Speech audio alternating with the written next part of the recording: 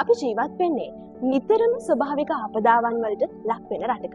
විශේෂයෙන්ම නිර්දිතික මෝසම් සහ ඊසානතික මෝසම් වගේ කාලගුණ තත්ත්වයන් ඇති වෙන ශ්‍රී ලංකාව තුළ වර්ෂයේ විවිධ කාලයන් වලදී නිතරම වගේ අපි ගංවතුර ආපදාවන් වලට ලක් වෙනවා.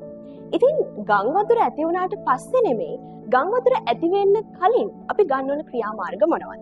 අද අපේ පළවෙනි මාතෘකාව වෙන්නේ ගංවතුරෙන් සිදුවන ආපදාවන් හානි අනතුරු වළක්ව ගන්නේ කොහොමද කියලා. අයිබෝවන් ගංවතුරක් එනවා කියලා දැනෙන මොහොතේම ජනතාව මුලින්ම කරන්න ඕනේ මොකක්ද? මුලින්ම කියන්න තියෙන්නේ පැනික් වෙන්න එපා. තමන්ගේ ගෙදර තියෙන තමන්ට වැදගත් ලිපි ලේඛන කියන්නේ ජාතික හැඳුනුම්පත් උපැන්න සහතික බැංකු ලිපි ලේඛන ඒවා වෝටර්ප්‍රූෆ් බෑග් එකක දාලා ආරක්ෂිත තැනක තියන්න. ඊට පස්සේ තමන් ගෙදර තියෙන විදුලි උපකරණ තව වටිනා දේවල් තියෙනවා නම් ඒවා වතුරට අහු වෙන්නේ නැති වෙන්න උස් ස්ථානයක තියන්න කියලා මුලින්ම කියන්නේ. ඩිසාස්ටර් කිට් එකක් ගැන හැමෝම කතා කරනවා. ඇත්තටම මේක වැදගත්. ඔව් ඩිසාස්ටර් කිට් එකක් අනිවාර්යෙන්ම වැදගත් ගම් වතුරක් එන වෙලාවක. ඒකෙදී අනිවාර්යෙන්ම තියෙන්න ඕන බීලි ආහාර, බෙහෙත් වර්ග, ෆස්ට් ඒඩ් කිට් එකම වගේ තිබ්බත් කමක් නැහැ. වතුර බෝතල්, ටෝච්, බැටරි ඒ වගේ දේවල් ඒකේ දාන්න ඕන. ඒක අනිවාර්යෙන්ම තියාගන්න ඕන දෙයක් ගම් වතුර එන පළාතක් නම්. ගම් වතුරක් අතරතුර මිනිස්සු කරන ප්‍රධාන වැරදි මොනවද? ලොකුම වැරද්ද තමයි මිනිස්සු ගම් වතුර බලන්න යනවා.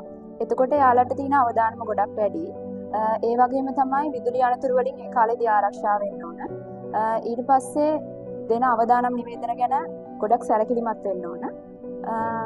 ඒ වගේ දේවල් අනුගමනය කරලා ජීවිතේ බේරගන්න පුළුවන්. යම්කිසි ආපදාවක් පස්සේ අපි සාමාන්‍යයෙන් කතා කරන්නේ දේපල හානිය ගැන ඉවත් නැත්නම් ජීවිත හානිය පිළිබඳව. ඒ වගේම තමයි මේ වගේ ආපදාවකට පස්සේ මිනිස්සුන්ගේ මනසට සිදුවන හානියක් තියෙනවා. ඇත්තටම මේ ගැන මොකක්ද කියන්නේ? ඔව් අනිවාර්යෙන්ම ආපදාවක් අත්විඳිනකොට මිනිස්සුන්ට බිය, කනස්සල්ල, දුක, නිදා ගන්න බැරි වීම වගේ දේවල් එන්න පුළුවන්. ඒක ඇත්තටම මානසික ප්‍රශ්නයක් නෙමෙයි. ඒක සාමාන්‍ය මානසික ප්‍රතිචාරයක්. සාමාන්‍යයෙන් ගාවතුර අවදානම් ප්‍රදේශවල ඉන්න ජනතාවට ලබා දෙන පණිවිඩය මොකක්ද?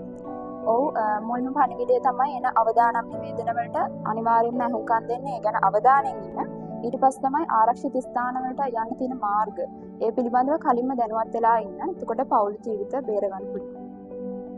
අවසාන වශයෙන් ලබා දෙන්න තියෙන පණිවිඩය මොකක්ද මේ වගේ අවදානවලට?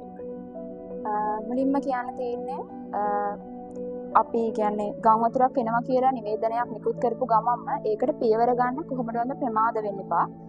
පුළුවන් තරම් ඉක්මනට තමන්ගේ පවුලේ අය ජීවිතය ආරක්ෂා කරගන්න ආරක්ෂිත ස්ථාන වලට යන්න පියවර ගන්න ප්‍රමාද වෙන්න එපා.